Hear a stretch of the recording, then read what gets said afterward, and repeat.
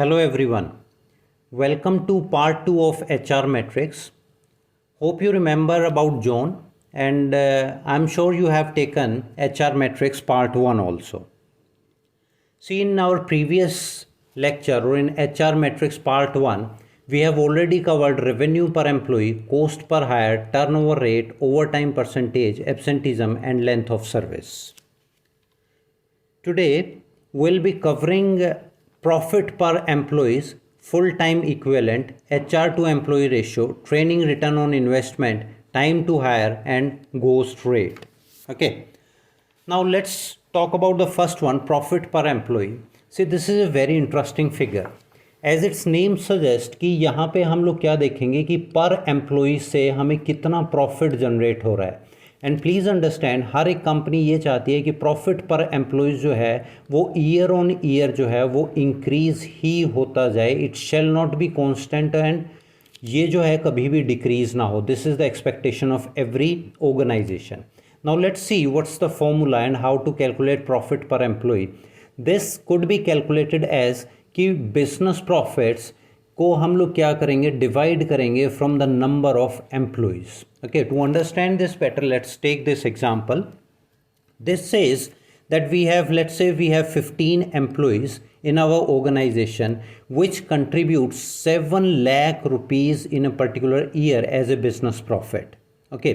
अब देखिए, जब मैंने प्रॉफिट पर एम्प्लॉई निकालना है तो मैं क्या करूँगा, मैं बिजनेस प्रॉफिट को डिवाइड कर दूंगा किससे, टोटल नंबर ऑफ एम्प्लॉयज से. That comes out to be 46,666 rupees. Okay, now let's take an example कि हम लोगों ने क्या करा, हम लोगों ने 2 और लोगों को रिक्रूट कर लिया in our sales team.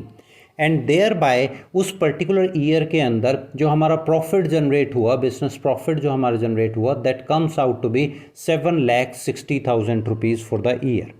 Now to calculate the profit per employee after adding 2 more employees, it comes out to be 44,705, which was calculated as 7,60,000 divided by 17. That's the number of employees. पहले कितने थे, 15. उसके अंदर हम लोगों ने 2 और add करे, 2 रिक्रूट करे. That comes out to be 17 up here. Now please understand the important thing that to be observed is कि हमारी रिक्रूटमेंट के बाद जो प्रॉफिट पर एम्प्लॉई है ना, वो क्या हुआ है, वो रिड्यूस हुआ है. अब जब कोई भी फिगर, एज वी ऑब्जर्व्ड कि प्रॉफिट पर एम्प्लॉई हम लोग क्या चाहते थे, हम लोग चाहते थे कि profit per employee needs to be increasing year on year basis, या फिर इवन हम ये भी नहीं चाहते कि वो कांस्टेंट हो. But in our case it has reduced. So this is a big concern that we need to understand कि हमारी जो रिक्रूटमेंट हुई है क्या वो ठीक हुई है या नहीं हुई. पहला सवाल ये. दूसरा सवाल हमारा ये उठता है इसके अंदर कि क्या हम इन्हें ट्रेनिंग दे सकते हैं, क्या ट्रेनिंग के बाद हम ये एक्सपेक्ट कर सकते हैं कि जो हमारा प्रॉफिट पर एम्प्लॉयज़ है that will go higher as compared to our previous profit per employee that was 46,666. तो basically what we could observe from profit per employee is कि हम क्या, are we in need of more employees, and if we are adding more employees to our organization, whether they are contributing to the organization or they are draining from the organization. So we need to understand it this way. Now let's take some data, or let's understand this by way of certain more data. Okay, now see in this bar chart you could see onto your y-axis you have companies, onto your x-axis you have dollars per employees. Now देखिए, अब इसके अंदर हम लोग सबसे पहले Apple के बारे में बात करते हैं. तो मैं कहता हूं कि revenue per employee in case of Apple is $18,65,306. This is for per employee. Similarly, for Google, you could see it is 11,54,896, and these are very good and huge figures. Now please understand कि अभी ये जो figures हम लोग बात कर रहे हैं, यहाँ पे हम लोग रेवेन्यूज़ के बारे में बात कर रहे हैं. जब मैं प्रॉफिट पर एम्प्लॉय के बारे में बात करूँगा तो मैं उसमें से कॉस्ट को रिड्यूस कर दूंगा and ultimately I will have the profit for employee. This figure has been shown just to represent कि कंपनियां किस तरीके से काम कर रही हैं और कितना high revenue per employee they are generating, and even today they are trying their level best कि ये जो मेरा प्रॉफिट पर एम्प्लॉई है या revenue per employee in certain terms हम लोग रेफर करते हैं, वो that needs to keep on increasing on year basis. Okay, I hope you understood कि प्रॉफिट पर एम्प्लॉई हम कैसे कैलकुलेट करेंगे and what is the basic importance of profit per employee, जो कि हम लोगों ने अभी अपने रीसेंट एग्जाम्पल के अंदर देखा कि अगर वैल्यूज़ रिड्यूस हो रही हैं तो हमें कहाँ कहाँ पे वर्क हम लोग कर सकते हैं। Okay, now let's move to another metrics. This is full time equivalent. This is very interesting one. Okay, now see, full time equivalent, how we are going to calculate full time equivalent. इसके अंदर हम लोग क्या करेंगे, employees scheduled hours, ठीक है, divided by employers hours for a full time work week. देखिए यहाँ पे दो फिगर्स हैं और हमें इन दोनों फिगर्स को समझना पड़ेगा. मैंने कहा कि पहले हम लोग सेकंड फिगर को देखते हैं, employers hours for a full time work week. जब मैं employers hours for a full time work week की बात करता हूँ तो मैं कहता हूँ कि जो एक एम्प्लॉयर है ना, उसे क्या लगता है कि एक वीक के अंदर मिनिमम वर्किंग आवर्स कितने होने चाहिए. ओके, लेट्स से मैं कहता हूँ कि वो 40 हों. हो सकता है किसी एम्प्लॉयर को 40 लगे, किसी को 42 लगे, किसी को 50 लगे, किसी को 100 लग जाए. Now the question raised is कि क्या हम लोग 100 ले लेंगे या फिर हम लोग 40 लेंगे या फिर हम 50 लेंगे या 42 लेंगे.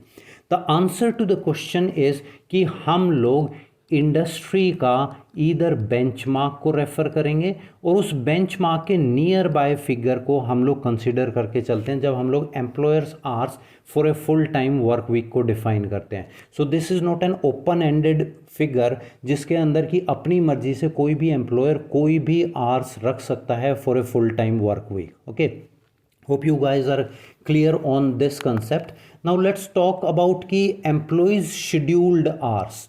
देखो अब दो चीज़ें हैं. जब मैं शेड्यूल्ड आवर्स की बात करता हूँ ना, so will be talking about two aspects. One aspect is कि एम्प्लॉय जो है ना मेरा, उसने कितने घंटे काम करा उस वीक में. एक एस्पेक्ट कि उसने कितने घंटे तक काम करा, दैट इज़ वन एस्पेक्ट. दूसरा एस्पेक्ट मेरा है एम्प्लॉय का, दैट इज़ कि उसका कितना शेड्यूल है. Okay, there is a little difference between the two. यहाँ पे जो था फर्स्ट केस के अंदर हमने कहा कितना काम करा, दूसरे में हमने कहा शेड्यूल क्या है. हम लोग जब फुल टाइम इक्विवेलेंट कैलकुलेट करते हैं तो from company to company this definition varies. हम लोग बहुत बार क्या करते हैं, जिन कंपनियों में स्पेसिफिक हमारा शेड्यूल दिया गया है कि कोई भी एक एम्प्लॉय जो है वो 3 घंटे से ज़्यादा काम नहीं कर सकता लेट्स से, तो वहाँ पे जो एम्प्लॉय शेड्यूल्ड आवर्स हैं वो 3 आवर्स हैं. In case the employees are free to work to their expectations, तो हो सकता है वो दिन में 8 घंटे करे, दिन में 10 घंटे करे या फिर 5 घंटे वो काम करे. सो ये हमारा सेकंड है. तो कंपनी टू कंपनी जो मोड ऑफ वर्क है depending on the type of organization ये वेरी करेंगी. But however to understand this, इन दोनों से ही फुल टाइम इक्विवेलेंट कैलकुलेट होता है. किसी कंपनी के अंदर हम लोग शेड्यूल से कैलकुलेट करते हैं और कहीं पे हम कि कितने आवर्स तक एक एम्प्लॉय ने काम करा उससे हम लोग कैलकुलेट करते हैं. Okay, now let us see our example. Let's say कि हम लोग कहते हैं when an employer has 40 hours work week, employees who are scheduled to work 40 hours per week. देखो अब इसमें दोनों चीज़ें सेम है. यहाँ पे ये लोग बात कर रहे हैं शेड्यूल्ड कि एक एम्प्लॉयर ने जो वर्क वीक डिफाइन करा as per the benchmark of the industry, उसने कहा 2040 आवर्स, और जो उसने एम्प्लॉय रखे उनका भी 40 आवर्स का पर वीक का उसने शेड्यूल करा. एंड लेट्स से कि फॉर 40 आवर्स वो एम्प्लॉय काम करता है, सो दैट वुड बी कि एम्प्लॉय शेड्यूल 40 था डिवाइडेड बाय 40 जो आवर्स थे comes out to be 1. Okay, so they are saying that is 1 FTE full time equivalent. या फिर हम लोग इसे हिंदी में लेमन लैंग्वेज में हम लोग इसे यूँ भी कह सकते हैं कि किसी भी वीक के अंदर मिनिमम जितना काम की ज़रूरत है या फिर करना चाहिए उतना काम अगर एक एम्प्लॉय कर रहा है तो हम उसे कहते हैं कि ये फुल टाइम एम्प्लॉय है या फिर फुल टाइम एम्प्लॉय के इक्विवेलेंट है. ओके, नाउ लेट्स से हम लोग कहते हैं कि employee schedule to work for 20 hours per week, या फिर मैं कहता हूँ किसी एम्प्लॉय ने सिर्फ 20 घंटे ही काम किया, तो that will be 20/40 comes out to be 0.5. Okay, now let's take another example. हम लोग कहते हैं कि लेट्स से कि जो शेड्यूल्ड था या फिर जो एम्प्लॉयर का वर्क वीक है दैट हैज़ 35 आवर्स. ओके, अब इस 35 आवर्स के अंदर हमने कहा कि एक एम्प्लॉय ने सिर्फ 21 आवर्स काम किया, तो यहाँ पे मेरा फुल टाइम इक्विवेलेंट कितना हुआ? That would B 21 divided by 35, that will come out to be 0.6. Okay, now please understand कि जितना भी मेरा शेड्यूल्ड वर्क वीक है ना, जो भी मेरा शेड्यूल्ड वर्क वीक है, जैसे कि हमारे अभी के केस, प्रीवियस केस में 40 आवर्स था, अभी जो प्रेजेंट केस है उसके अंदर हमारा कितना है? 35 आवर्स है. ये जो शेड्यूल्ड वर्क वीक है, इससे जैसे ही कम काम करा जाएगा, जो मेरा FTE है that will always come less than 1. ठीक है, ये जो 1 है इससे लेस वैल्यू आएगी. Now let's take an hypothetical example. मैं यहाँ पे कहता हूँ कि लेट्स से कि if the FTE of any organization, और if you observe that the FTE of any organization is 1.2. So what would you draw from this? What we could draw from this, or what we could understand from this is कि यहाँ पर जो employees हैं वो क्या कर रहे हैं? ओवर टाइम कर रहे हैं. ओके, या तो हम इसे ओवर टाइम कह देंगे या फिर हम लोग ओवर वर्क कह देंगे. यहाँ पे अगर ओवर टाइम का कंसेप्ट नहीं है तो हम लोग कहेंगे कि एक्स्ट्रा काम वहाँ पे कर रहे हैं. If the figure is less than 1 तो वहाँ पे अंडर वर्क है.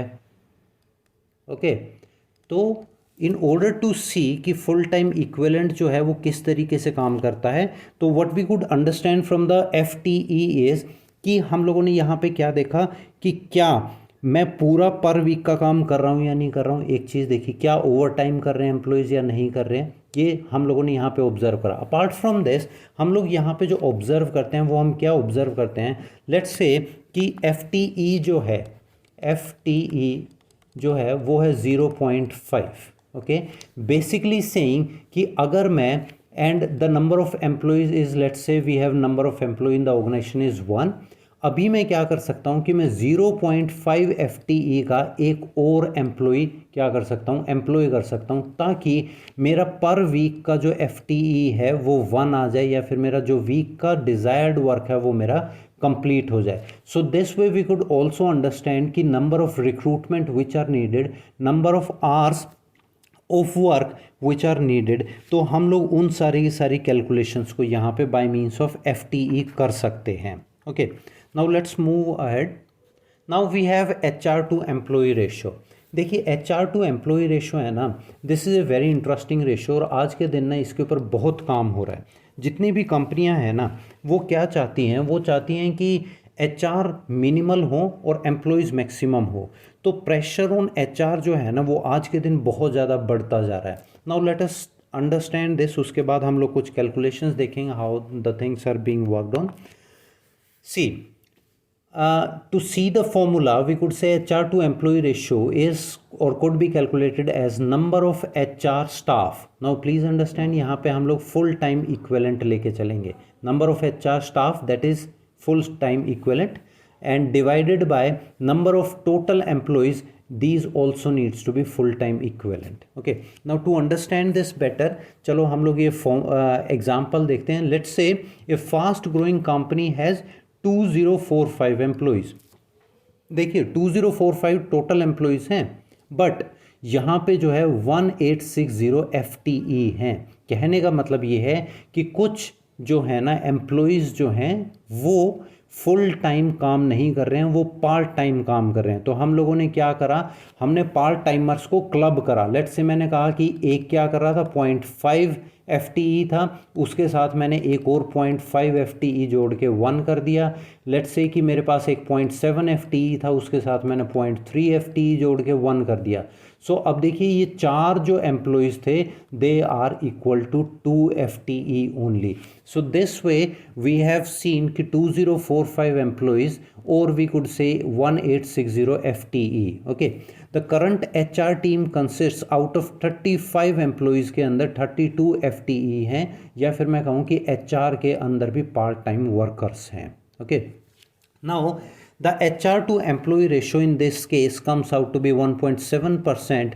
That's being calculated as कि number of HR staff जो कि FTE थे divided by number of total employees जो कि FTE थे, which comes out to be 0.017. When we are going to take out the percentage or rate, we need to multiply it with 100. So that comes out to be 1.7%. Okay, now let's understand this in another way. Now what we could do is let's reverse the ratio. Now we are saying employee to HR ratio. जब मैं employee to HR ratio कर रहा हूँ तो मैंने कहा 1860 divided by 32, that's the number of HR staff FTE, it comes out to be 58. Or what we could say is 1 HR on 58 employees. Okay, और we could also say कि ये जो 1:58 की रेशो है, ये हम लोग कह रहे हैं कि एक HR जो एम्प्लॉय है वो 58 एम्प्लॉयज़ का काम संभाल रहा है. ओके, अभी अगर हम लोग 2021 की बात करें, ओके, रिसेंटली एक analysis report I from the Bloomberg, and what they said is कि जो हमारा HR टू एम्प्लॉय रेशो है, देखो HR to employee ratio, okay, मैं रेशो के बारे में बात कर रहा हूँ. They said for 2021 it needs to be 1.4%. अभी हम लोगों ने लास्ट एग्जाम्पल में क्या बात करी, दैट वाज 1.7%. अभी हम लोग देखेंगे कि दोनों के बीच में डिफरेंस क्या है और किस तरीके से डिफरेंस हम लोग इनके अंदर देखेंगे. Let's understand that. ओके, अब देखिए HR टू एम्प्लॉय रेशो है 1.4%, या फिर मैं आपको क्या कहता हूँ कि ये जो है, या फिर मैं एम्प्लॉय टू HR रेशो अगर मैं यहाँ पे कैलकुलेट करने की कोशिश करूँगा तो मैं आपसे कहूँगा कि 100, okay, divided by 1.4, that will come out to be 71. Okay, जब मैं एम्प्लॉय टू HR कैलकुलेट करने की कोशिश करूँगा, so this will come out to be 100 by 1.4. यहाँ पे हम लोगों ने क्या देखा था कि जो ब्लूमबर्ग की थी उसने कहा था कि HR टू एम्प्लॉय रेशो जो है वो 1.4% है पर 100 एम्प्लॉयज़. ठीक है, पर 100 एम्प्लॉयज़ की जो उन्होंने रेशो बताई थी, उन्होंने क्या कहा था, वो 1.4% है. अगर मैं एम्प्लॉय टू HR देखूंगा, that needs to come out to be 71. तो यहाँ पे मैं क्या कह रहा हूँ कि 1 HR on, this is 1 HR on 71 employees. Okay, earlier, now please understand, ये जो आया ना 1 HR ऑन 71 एम्प्लॉयज़, ये आया 1.4% पे. जब मेरा 1.7% था, जो मेरा लास्ट एग्जांपल था, उसमें क्या था 1 HR on 58 employees. Now I hope you could easily make out the difference between the two, कि जैसे जैसे ये रिड्यूस होगा, ये जो रेशियो रिड्यूस होगी, जैसे जैसे रिड्यूस होगी उतनी ये जो फिगर्स हैं इनके अंदर वेरिएशन इंक्रीज होता जाएगा. This is what they have proposed. So basically what we could say कि in our last example जिसके अंदर कि हम लोगों ने कैलकुलेट करा कि 1.7% HR टू एम्प्लॉय रेशो है, तो हम लोग ये कह सकते हैं कि HR जो डिपार्टमेंट है उसके अंदर एक्स्ट्रा एम्प्लॉयज़ हैं and retrenchment could be done. One thing. Second thing is कि हम लोग इस रेशो को रिड्यूस करने के लिए what we could do is we can employ more, जो हैं मेरे एम्प्लॉयज़ हैं हम उन्हें एम्प्लॉय कर सकते हैं इन केस ऑफ नीड, और अभी हमें HR को और रिक्रूट करने की ज़रूरत नहीं है. Okay, and it is expected that in coming time the ratio will be, और HR to employee ratio will go equals to 1. Okay, 1 basically means कि 1 HR for 100 employees. This is expected in coming time. So you could see from this HR to employee ratio कि कितना HR के ऊपर pressure जो है वो buildup होता जा रहा है, कितना उसे काम करने की ज़्यादा ज़रूरत पड़ रही है या फिर एफिशिएंसी को इंक्रीज़ करने की ज़रूरत पड़ रही है.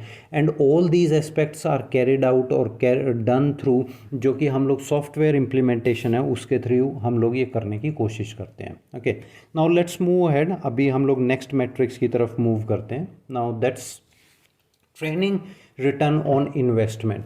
देखिए, ट्रेनिंग रिटर्न ऑन इन्वेस्टमेंट ना, ये भी अगेन एक इंटरेस्टिंग फिगर है. इसके अंदर हम लोग क्या कैलकुलेट करेंगे, इसके अंदर हम लोग कैलकुलेट करेंगे कि रिटर्न ऑन इन्वेस्टमेंट तो हम लोगों ने बहुत बार देखा है, बट इस बार हम क्या देख रहे हैं कि अगर हमने किसी को ट्रेनिंग दी है तो क्या उस ट्रेनिंग का फ़ायदा हुआ या नहीं हुआ. That could be calculated by means of training return on investment. Okay, now let's understand this. हम लोग यहाँ पे कहते हैं let's take this formula. Training return on investment equals to net monetary benefits of training divided by total cost of the training. Okay, अब देखिए हम इसे समझने की कोशिश करते हैं. हम इसमें कहते हैं कि एक एम्प्लॉय था, उसकी एक पर्टिकुलर परफॉर्मेंस थी, उसे ट्रेनिंग दी गई. अगर उस परफॉर्मेंस के बाद उसकी ट्रेनिंग के बाद उसकी परफॉर्मेंस इंक्रीज़ होती है तो वी कुड से कि ट्रेनिंग रिटर्न ऑन इन्वेस्टमेंट जो है ना वो बेटर है या फिर वो इंक्रीज़ हो रही है.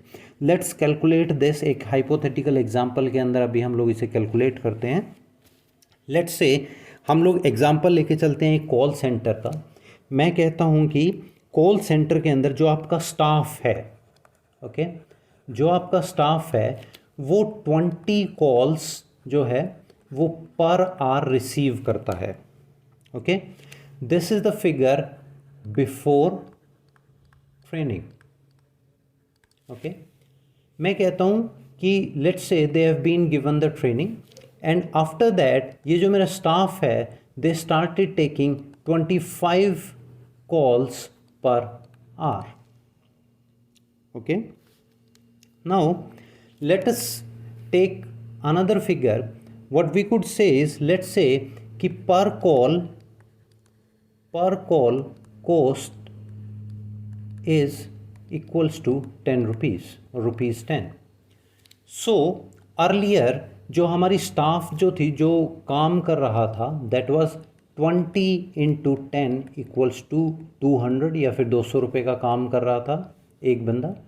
अभी क्या हुआ है, जब 25 कॉल्स हो गई हैं आफ्टर ट्रेनिंग तो हम लोग क्या कह रहे हैं 25 into 10 equals to 250 rupees.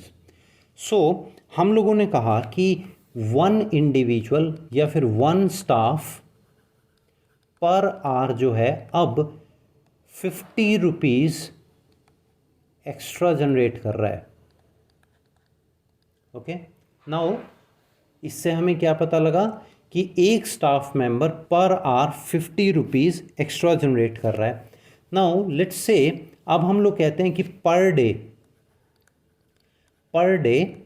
8 hours हैं जो कि काम करना है, तो हम लोग क्या कहेंगे 50 इंटू 8 या फिर rupees 400.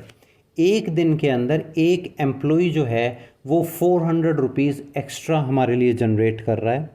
Okay, now let's say हम कहते हैं कि हमारा जो स्टाफ है टोटल स्ट्रेंथ जो है, total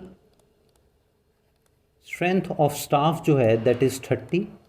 so this will come out to be 30 into 400 that would be 12,000 और 12,000 रुपीज़ पर डे. ठीक है, तो जो मेरे 30 एम्प्लॉयज़ हैं ना, अब देखो इस फिगर से मुझे क्या पता लग रहा है, वो ये पता लग रहा है कि जो मेरे 30 एम्प्लॉयज़ हैं वो पर डे 12,000 रुपये का एक्स्ट्रा काम कर रहे हैं या फिर मुझे रेवेन्यू जनरेट कर रहे हैं. नाउ कंटिन्यूइंग विद दिस, मैं कहता हूँ कि 100 डेज़ के अंदर यही लोग क्या करेंगे. Let's calculate the training return on investment for 100 days. तो मैं कहता हूँ कि 100 दिन के अंदर कितना ये काम करेंगे, that would be equivalent to 100 into 12,000 rupees. That would come out to be 12,000,000 और या फिर मैं कहता हूँ कि 12 लाख रुपए. तो देखो हम लोगों ने एक जो ट्रेनिंग दी जिसके अंदर एक स्मॉल इम्पैक्ट आ रहा था कि सिर्फ 5 कॉल इंक्रीज हुई पर आवर पर एम्प्लॉई या फिर पर स्टाफ, जिसकी वजह से 100 डेज के अंदर हम लोगों को 12 लाख का डिफरेंस दिखाई दे रहा है यहाँ पे। Okay, now let us calculate training return on investment. Let me rub this, उसके बाद हम लोग ट्रेनिंग रिटर्न ऑन इन्वेस्टमेंट देखते हैं। अभी देखिए ट्रेनिंग रिटर्न ऑफ इन्वेस्टमेंट के अंदर हम लोगों ने फॉर्मूला क्या यूज़ किया था, हम लोगों ने कहा था net monetary benefit, net monetary benefits divided by total cost of training, total cost of training. Okay, now see, जब मैं नेट मॉनेटरी बेनिफिट कैलकुलेट करने हैं ना, तो मैं कैसे निकालूंगा? Please understand this is net, not the monetary benefits. अभी जो मेरे टोटल बेनिफिट्स थे वो कितने थे? 12 लाख रुपए थे। ठीक है, लेट्स से मैं कहता हूं कि कॉस्ट ऑफ ट्रेनिंग, मैं कहता हूं cost of training, cost of training जो है पर एम्प्लॉई इज़ 10,000 रुपीज़। ठीक है, मेरे कितने एम्प्लॉयज़ थे? मेरे एम्प्लॉयज़ थे 30। सो द टोटल कॉस्ट जो होगी, जो मेरी टोटल कॉस्ट होगी ट्रेनिंग की, वो कितनी हो जाएगी? 30 into 10K, it comes out to be 3 lakh rupees. ठीक है, अब मैं यहाँ से क्या करूँगा? 12 लाख में से मैं 3 लाख रुपए जो है net profit, net monetary benefits मैंने यहाँ पे निकालने हैं। तो मैं यहाँ पे क्या करूँगा? नेट के लिए जो मेरी कॉस्ट थी मैं उसे रिड्यूस कर दूंगा यहाँ पे, that to be divided by 3 lakh rupees, जो कि मेरी टोटल कॉस्ट ऑफ ट्रेनिंग है। So this comes out to be 9 lakh rupees divided by क्या हुआ मेरा? 3 लाख रुपीज़, जो कि मेरा कितना आया? जो कि मेरा आया 3। और जब मुझे इसकी परसेंटेज निकालनी है, then what I will do is I will multiply it with 100 और this will comes out to be 300%। So यहाँ पे हम लोगों ने देखा कि एक स्मॉल ट्रेनिंग से, जिससे कि सिर्फ 5 कॉल्स पर आवर पर एम्प्लॉई इंक्रीज हुई थी, उसकी वजह से मेरा total training return on investment comes out to be 300%। That's a very good figure. Okay, now let's understand further. अभी हम लोग नेक्स्ट मैट्रिक्स देखते हैं। Hope this is clear to all of you. Okay, now we have time to hire, this is simple one. Time to hire, देखिए हम लोग कहते हैं कि जब टाइम टू हायर की बात करते हैं तो कितना समय लगा किसी के रिक्रूटमेंट में या किसी की हायरिंग के अंदर, ये हमें कैलकुलेट करनी है। दिस इज सिंपल फॉर्मूला जिसमें हम कहते हैं time to hire is equal to start date minus date of first interview. Let's take this example. We could say that if Ria had her first interview on Feb 15 and was hired on April 15, it took 60 days. In case of leap year, और अगर ये leap year नहीं है तो the days will change. So this is pretty simple कि time to hire के अंदर हम कितना टाइम ले रहे हैं। अभी अगर मैं आपसे बात करूं कि जर्नल इंडस्ट्री की अगर मैं आपसे बात करूं तो आई कुड से कि ऑन एन एवरेज 42 डेज जो हैं, दैट इज़ द एवरेज, कि 42 डेज़ के अंदर हम लोग एक रिक्रूटमेंट कर लेनी चाहिए, दैट इज़ द एवरेज।